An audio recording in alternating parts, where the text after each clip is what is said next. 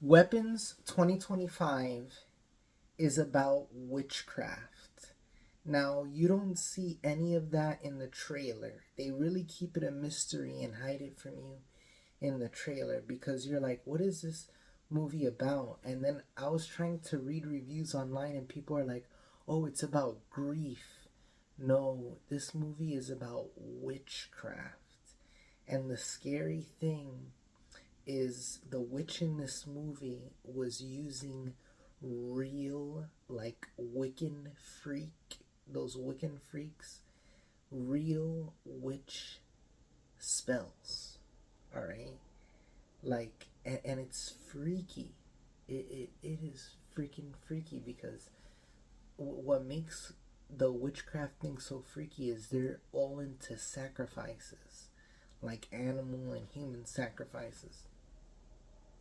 Now, this old witch, the movie is left for a sequel because at the end of the movie, uh, basically, this kid and his parents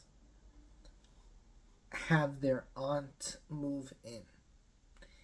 And the aunt is from the mother's side of the family. And one of the mysteries about the movie is they never go into the parents of the kid, but this is the aunt of the mother, and she's an old aunt, and she comes to live with them. Well, she's a crazy old witch, is what she is, and she makes basically like a voodoo stick, almost like a voodoo doll, but it's like a voodoo stick with the possessions of people. And she is able to poison their mind to the point where she's able to manipulate their actions to where they just go into some violent rage, which are what you've seen in the trailer. Now, this is a great movie. Go see it. This is a great movie. Go see it. But something that I noticed watching the movie is they didn't explain why the witch needed those 22 kids that disappear from the classroom that you see the trailer, because the whole trailer is like, oh, 22 kids disappeared from this woman's classroom. Why? And in the beginning of the movie, there's a girl who tells you they never find those kids again. Well, spoiler alert. Spoiler alert. I'm going to go into spoilers. They do find the kids, and when they do find the kids, they rip that witch apart. That scene where they rip the witch apart is, your jaw's gonna drop. Your jaw's gonna drop. Because the beginning of the movie is almost like a school shooting or something, or like a disappearance, because these parents are questioning the disappearance of their 22 children. But really, the kids weren't kidnapped. The kids were put on a spell basically by the witch, and they left their houses on their own at 2:17 at night. And she would keep those kids in the basement of the house of this kid who was in the class. Remember, it's his mother's aunt. And she says, bring me a possession of each person in the class. And that's how she's able to put the spell on them. So they leave their houses at 2:17 a.m. The movie builds its characters, and it is freaky. You know, like how in Barbarian, you were like at the edge of your seat. You're like, how is there a tunnel here? How is there a hidden room? Well, here they keep the witch, that whole plot line with the witch, a mystery, like until halfway through the movie. And the third act is like you're gonna be at the edge of your seat. You're gonna be like, whoa, ah, ah. The parents, the way the parents go crazy, and the kid is going from like room to room, and it really, let me tell you, they great movie.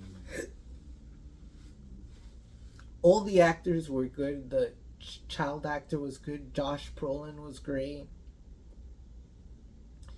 The teacher character who played Silver Surfer, um, you know, they were all good. Alden Ehrenreich, the guy who played Han Solo, he's also in the movie, as a cop. And then there was also a character who was a junkie, and his character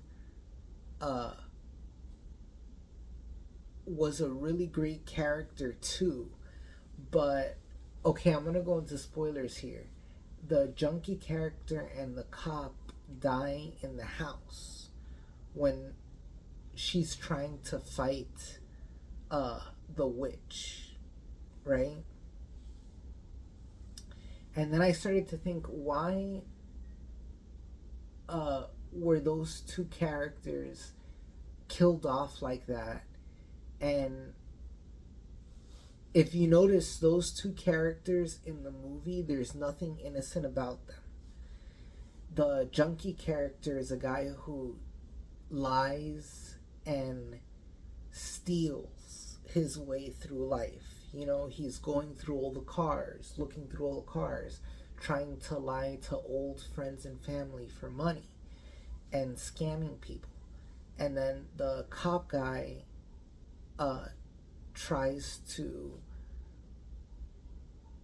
beat him up and go and chase after him to avoid him making an official complaint at the department.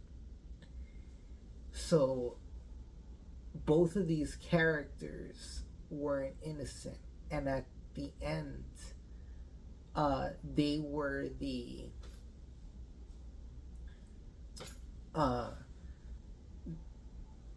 you know, they were the ones that didn't make it out alive at the end, right? Because they found all the kids were returned to their families, but they were like changed. Remember, the witch like poisoned their minds. And then we discover at the end of the movie that, so all the kids go back with their parents at the end of the movie, but they leave it open for a sequel because they say, oh, the main little kid, right, who his parents were possessed by the witch. Remember the witch is the mother's aunt. Well, they say that at the end of the movie that kid goes to live with his other aunt. And then that's why I say they never explained the mother's side of the family. Like, why is the aunt a witch? And then at the end, he goes to live with another aunt. And then my other question was, who was the little girl in the movie who was narrating the movie? I didn't understand that. Was she some random little girl from the neighborhood? But great. Let me tell you, great. If you love Barbarian, but not only that, if you haven't even seen Barbarian, this one is bigger. And Justin Long does make a cameo in it. He makes a funny cameo in it. And yeah, one of the best movies of the year. Definitely check and see it on the best screen possible. I have to say, this is one of those movies that you have to go out and you have to see it on the best the best freaking screen possible. Because it does have intense scenes where you're going to be on the edge of your seat. It is like a suspenseful thriller. But there are scary parts.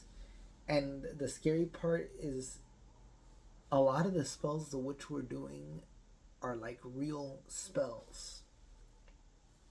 So did you see the movie? If you're deciding to go see the movie, don't decide. Go and see it.